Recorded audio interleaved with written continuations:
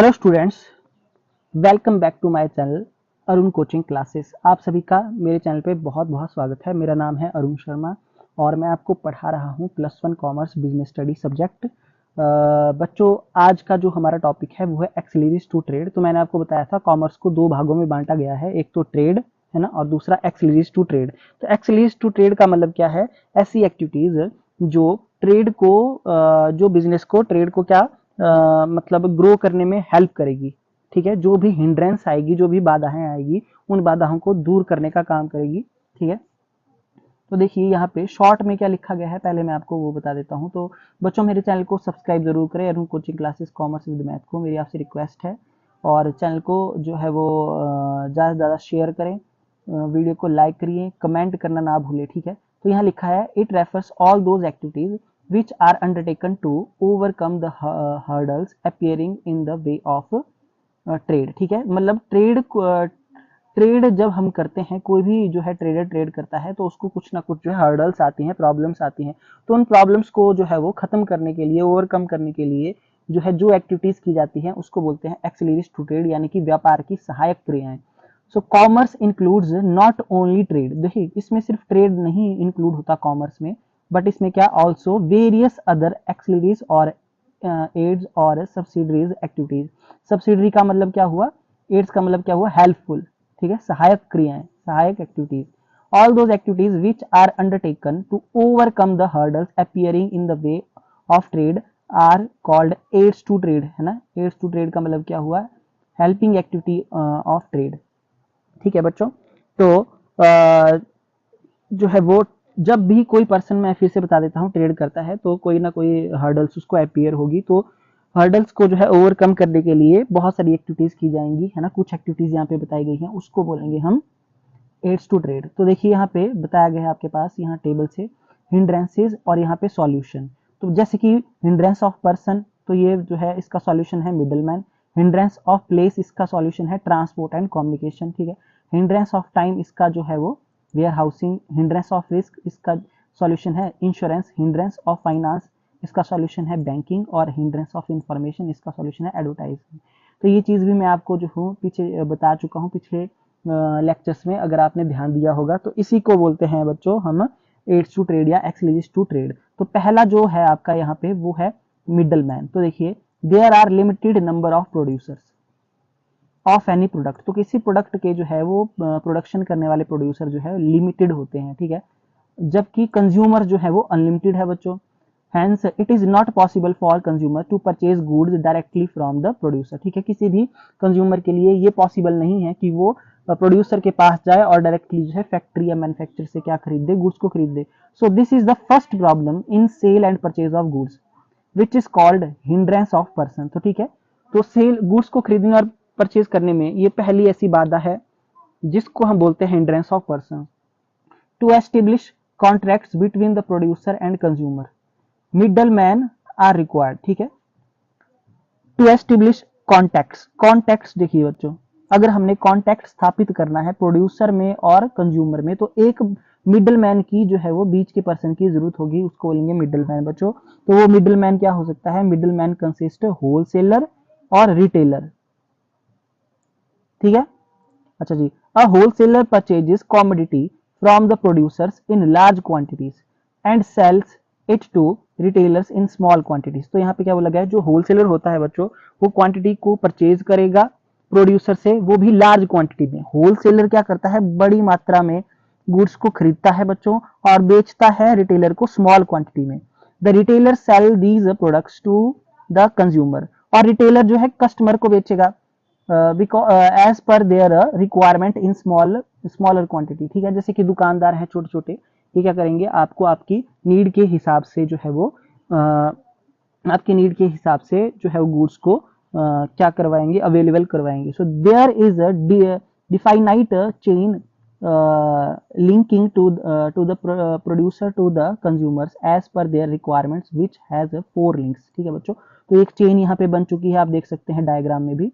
ठीक है, जिसमें पहला पर्सन होता है प्रोड्यूसर, ठीक है, और लास्ट का पर्सन होता है कंज्यूमर। तो इन्होंने बताया कंज्यूमर डायरेक्टली प्रोड्यूसर से जो है गुड्स को नहीं खरीद सकता है, ये बहुत मुश्किल है। ओके, क्योंकि कंज्यूमर जो है वो बहुत सारे होते हैं और प्रोड्यूसर जो है लिमिटेड होते हैं, लिमिटेड इसमें होते हैं, ठीक है। ओके, तो बीच का पर्सन जो है आपका होलसेलर और रिटेलर है। तो क्या करेगा, होलसेलर जो है वो प्रोड्यूसर से खरीदेगा, यानी कि प्रोड्यूसर बेचेगा होलसेलर को और उसके बाद होलसेलर बेचेगा रिटेलर को और रिटेलर एंड में जो है कंज्यूमर को गुड्स अवेलेबल कराएगा एज पर नीड, ठीक है। होलसेलर लार्ज क्वांटिटी में गुड्स खरीदता है और रिटेलर जो है स्मॉल क्वांटिटी में जो है और होलसेलर आगे स्मॉल क्वांटिटी में बेचता है और रिटेलर जो है एज पर नीड कंज्यूमर को प्रोवाइड कराता है गुड्स, ठीक है। तो आई होप आपको समझ में आ गया होगा। The hindrance of person can be done away with the help of middle man, है ना। Okay, the middle man are wholesaler and retailer. I hope आपको फर्स्ट पॉइंट जो है क्लियर हो गया है। अच्छा जी, उसके बाद है ट्रांसपोर्टर एंड कम्युनिकेशन। ये दूसरी जो है वो हिंड्रेंस है और ये हिंड्रेंस जो है वो बच्चों प्लेस से रिलेटेड है, ठीक है। अच्छा जी, देखिए यहाँ पे बोला भी गया होगा, यूजुअली क्या देखिए, commodities are manufactured in certain specific areas while consumers are not very near by, ठीक है। तो देखिए मैन्युफैक्चरिंग जो होती है बच्चों वो स्पेसिफिक एरिया में होती है, ठीक है, जबकि कंज्यूमर हो सकता है कि उस फैक्ट्री के आसपास है ना हो, ठीक है। So in other word producer and consumer are far away from each other geographically. तो मतलब जोग्राफिकली अगर हम देखा जाए तो प्रोड्यूसर और कंज्यूमर जो है एक दूसरे से बहुत दूर होते हैं। There is a one more hindrance in trade. तो ये भी क्या है, एक प्लेस की एक हिंड्रेंस है बच्चों। Okay, so this hindrance relates to the transportation of goods. ये किससे रिलेटेड है, ट्रांसपोर्टेशन ऑफ गुड्स से रिलेटेड है, from the place of production to the place of consumption. So this hindrance can be eliminated with the help of transport. तो transport के through हम इसको eliminate कर सकते हैं, इस बाधा को। With the help of transport commodities can be carried from their place of production to the places where they required. देखिए यहाँ पे क्या बोला गया है, with the help of transport. Transport के थ्रू हम क्या कर सकते हैं, कॉमोडिटीज को हम प्रोडक्शन के प्लेस से जो है वो उस प्लेस तक पहुंच जा सकते हैं, यानी कि कंजम्पशन के प्लेस तक जहां इसकी रिक्वायरमेंट है। The other aspect of hindrance of place is that producers and purchasers are scattered, ठीक है, मतलब ये बिखरे हुए होते हैं, स्कैटर्ड होते हैं, ठीक है। क्या बोला गया है, the other aspect of hindrance of place, एक और एक्सपेक्ट क्या है इसका, प्रोड्यूसर और परचेजर ये क्या होते हैं, स्कैटर्ड होते हैं बच्चों। The problem which arises is as to how finalize the deals of sale and purchase, ठीक है, मतलब सेल और परचेज की डील कैसे की जाए, प्रॉब्लम ये है बच्चों। So this problem can be solve by communication, ठीक है। तो इसको कम्युनिकेशन के थ्रू जो है क्या किया जाता है, दूर किया जाता है।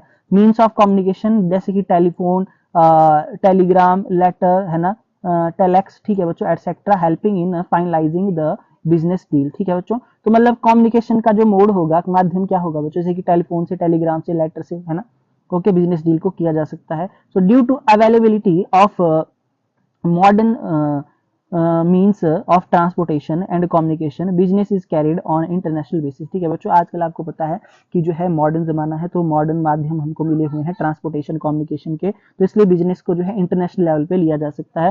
So hence hindrance of place present in today's business can be eliminated by means of transport and communication. तो यहाँ क्या बोला गया है, hindrance of place present in today's business can be eliminated. जो भी आपकी हिंड्रेंस है बच्चों आज के इस प्रेजेंट डे में, है ना, बिजनेस की जो भी प्लेस की जो हिंड्रेंस है उसको एलिमिनेट किया जा सकता है ट्रांसपोर्ट के थ्रू और कम्युनिकेशन के थ्रू। तो आई होप आपको ये सेकंड जो है पॉइंट समझ में आ गया होगा, ठीक है। उसके बाद थर्ड क्या है, थर्ड है आपके पास यहाँ पे टाइम, हिंड्रेंस ऑफ टाइम, जिसको वेयर हाउसिंग के थ्रू किया जा सकता है। यहाँ पे बताया गया है, देखिए वेयर हाउसिंग क्या होती है, देखिए बच्चों, usually there is a big gap of time between manufacturing of any product and consumption of that product.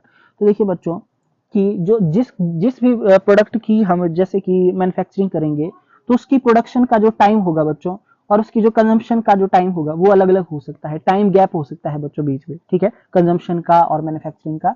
The reason is that product is manufactured during the specific season, ठीक है। हो सकता है किसी चीज का जो उत्पादन है, मैन्युफैक्चरिंग है बच्चों, वो किसी स्पेसिफिक सीजन में हो, जबकि उसकी कंजम्पशन क्या हो सकती है, थ्रू आउट द ईयर हो सकती है।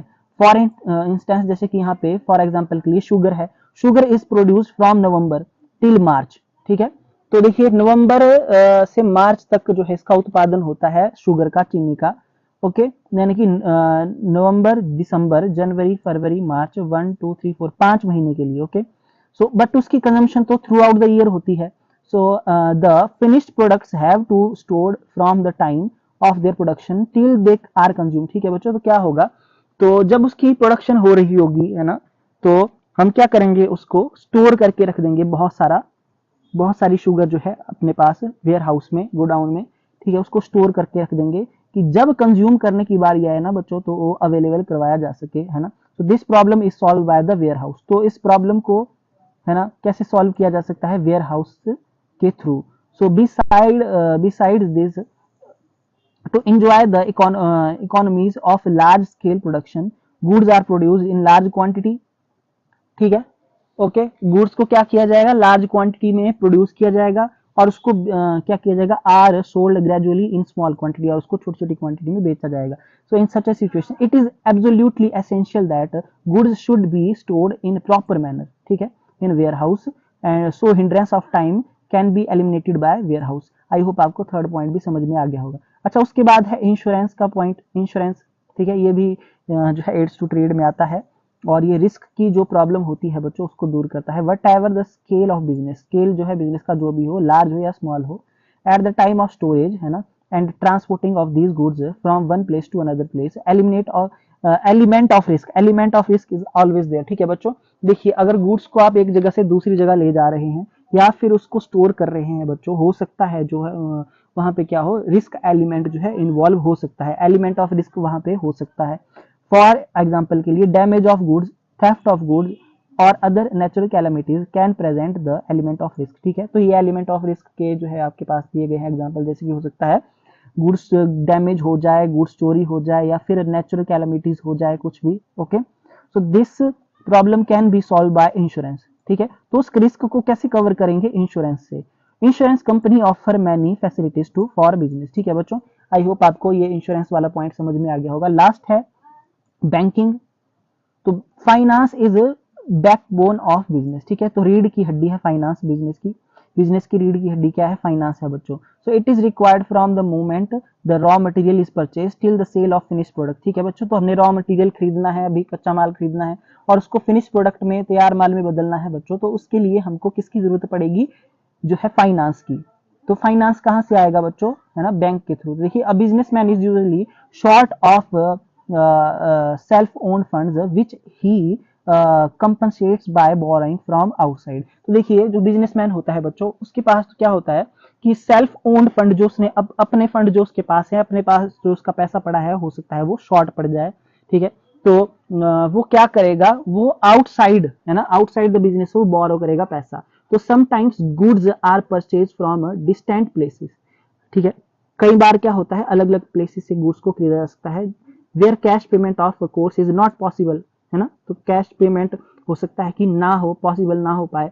सो there the problem of making the payment to the supplier arises. ठीक है, अब सप्लायर को कैसे पेमेंट करेंगे बच्चों, प्रॉब्लम ये अराइज होती है। Letter of credit is required if goods have been imported from a foreign country. तो बच्चों देखिए आगे आपके पास ये टॉपिक जरूर आएगा जब इंटरनेशनल बिजनेस हम पढ़ेंगे, उसमें एक लेटर ऑफ क्रेडिट नाम की चीज होती है। जब भी हम गुड्स को इंपोर्ट करेंगे फॉरेन कंट्री से, तो लेटर ऑफ क्रेडिट जो है एक डॉक्यूमेंट होता है, उसकी रिक्वायरमेंट होती है। ठीक है, तो लेटर ऑफ क्रेडिट चाहिए हमको। So foreign exchange is required. ठीक है, साथ में फॉरेन एक्सचेंज चाहिए बच्चों, and international trade. And lastly the business can not be expanded due to the lack of proper finance. देखिए अगर हमारे पास प्रॉपर फाइनेंस नहीं होगा तो हम अपने बिजनेस को जो है वो क्या नहीं कर पाएंगे, एक्सपेंड नहीं कर पाएंगे, बढ़ा नहीं पाएंगे। So all these hurdles can be eliminated with the help of banking.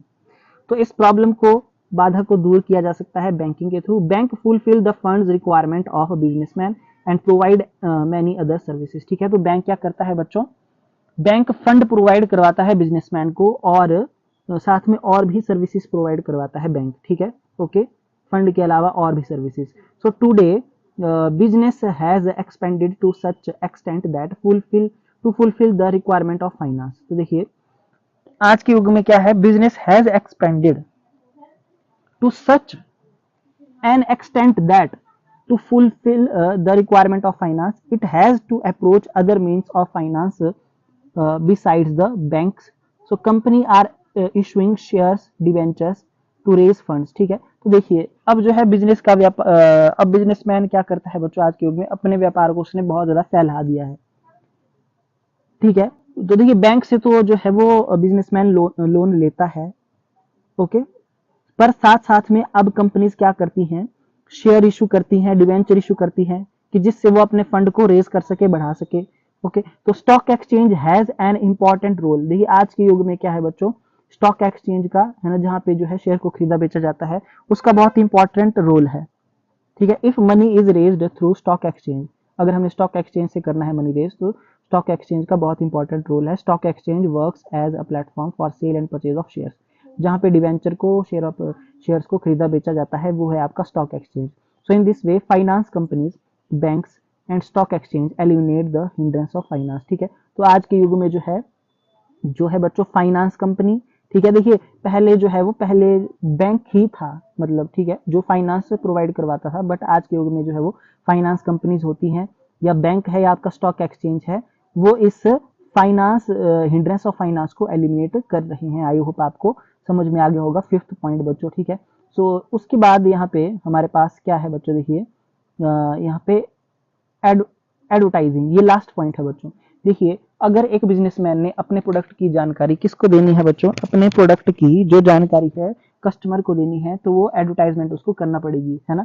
So in today's competitive market it is not possible for a businessman to sit and wait for consumer after investing heavily in business. ठीक है, तो देखिए एक businessman ने अपना business खड़ा किया, ठीक है, ओके, और उसके बाद जो है वो इसके लिए पॉसिबल नहीं है कि वो आराम से बैठ जाए और कस्टमर का वेट करे, ठीक है, कि कस्टमर आएगा खरीदेगा, नहीं, ऐसे इस तरीके से जो है वो नहीं चलेगा, क्योंकि आज का जो युग है वो कम्पिटेटिव मार्केट का है। ठीक है, so to attract customers towards his product, a producer has to provide full knowledge of his product to the consumer. देखिए अगर एक बिजनेसमैन ने कस्टमर को अपने प्रोडक्ट की तरफ जो क्या करना है, अट्रैक्ट करना है, तो क्या होगा, a producer has to provide full knowledge, तो उसको क्या करना पड़ेगा, कंज्यूमर को फुल नॉलेज देना पड़ेगा अपने प्रोडक्ट का। So advertising does this properly, है ना, इसके लिए एडवर्टाइजमेंट उसको करना पड़ेगी। Advertisement enhances the knowledge of consumer, तो इस customer about the products available in the market, and with the help of this knowledge a customer take decisions about the purchase of product. तो बच्चों यहाँ पे क्या बोला गया है, एडवर्टाइजमेंट के थ्रू कस्टमर का जो है नॉलेज बढ़ेगा, है ना, नॉलेज किस चीज से रिलेटेड, अबाउट द प्रोडक्ट, जो भी मार्केट में प्रोडक्ट आया है उससे रिलेटेड। ठीक है, ओके, और फिर उस नॉलेज की हेल्प से उसको क्या होगा, इजीली वो डिसीजन ले पाएगा कि उसको वो प्रोडक्ट परचेज करना चाहिए या नहीं। So in this way advertisement enhances the knowledge of the customer. ठीक है, तो जो एडवर्टाइजमेंट है वो कस्टमर की नॉलेज को एनहांस करती है and eliminates the hindrance of information, और जो इंफॉर्मेशन की हिंड्रेंस को एलिमिनेट करती है। So it is thus clear from the above decision that during the sale and purchase of goods, जब भी गुड्स को खरीदा जाएगा और बेचा जाएगा, there are hindrance of person, place, time, risk, finance and information। ठीक है, क्या हो, तो उसमें जो है ये बाधाएं जरूर आएंगी, पर्सन की, प्लेस की, टाइम की, रिस्क की, फाइनेंस की और इंफॉर्मेशन की। So these hindrances can be eliminated by middleman, transport, communication, warehousing, advertising और banking and insurance respectively. Okay, so the sum total of all these activities which eliminate the hindrance of trade is commerce. ठीक है बच्चों, तो यहाँ पे ऐसा बोला गया है। ठीक है, the sum total of all these activities, तो जो इन सभी एक्टिविटीज का जो सम टोटल होगा बच्चों, which eliminate the hindrance of trade, जो ट्रेड की हिंड्रेंस को खत्म करेगा, उसको बोलेंगे हम कॉमर्स। वही क्या है, कॉमर्स है। आई होप आपको समझ में आ गया होगा बच्चों, है ना। तो ये था हमारा आज का जो टॉपिक है, एक्सेलरीज टू ट्रेड यानी कि aids to trade. I hope आपको अच्छे से समझ में आ गया होगा, है ना। तो मैं आपको बोलता हूँ कि अगर आप इस लेक्चर को ध्यान से सुनेंगे, ध्यान से देखेंगे, तो आपके एमसीक्यू तो इसी वीडियो से हो जाएंगे क्लियर। ठीक है, तो आज के लिए इतना ही। मेरी आपसे रिक्वेस्ट है, चैनल को सब्सक्राइब जरूर करें, बेल आइकन को प्रेस करें, वीडियो को लाइक करें, शेयर करें, कमेंट करना ना भूलें। Thank you so much.